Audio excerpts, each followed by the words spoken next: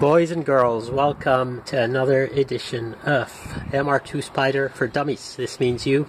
Just kidding. This episode is focused on the Spyder fuel rail. The fuel rail, holding it in my hand, it would have the injectors sticking out here and held down onto the manifold to feed the intake ports with fuel. And obviously the engine is not here, but what I want to show you is how to remove the fuel rail. And when would you want to do this? You might want to do this, for example, if your fuel rail is damaged, or if you're replacing it with a performance-oriented fuel rail. So the fuel rail is fed by a hose that comes from the area of the fuel pump, of the fuel tank, and the junction right here is covered by a locking cover. I can't tell you how important this locking cover is. If your cover is missing or has been lost, then run straight to Toyota and get one to replace it, because if this cover comes off, there is a high risk that your fuel rail will come disconnected from the fuel line, and we do not want that to happen. Okay?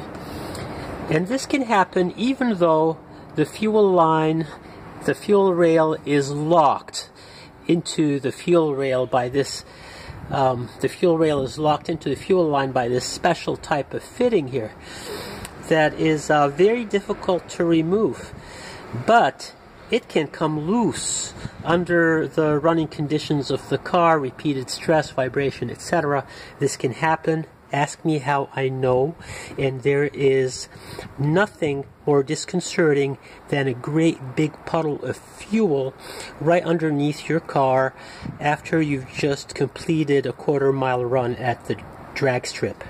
Right? So in my case, what happened once is the stress of the engine moving, which actually lifted the front wheels off the ground, on the launch, and I'll show you a picture of that sometime. It was enough to loosen this fitting right here, and yeah, the rest is history. Luckily nothing caught on fire. Anyway, I digress. You do need a special tool to undo this, and here it is. This is the tool. Okay, I will demonstrate its use, and just so you know what to get, what to ask for at the store. Okay, it is a Lisle 39210. This is an absolutely essential tool for anyone who works on import cars. Okay, so run out and get one. Right, so the way you use this is goes in, locks around. Now it is a matter of just pushing in with the tool, and you pull on the fuel line, and that's it. That's all there is to it. Okay?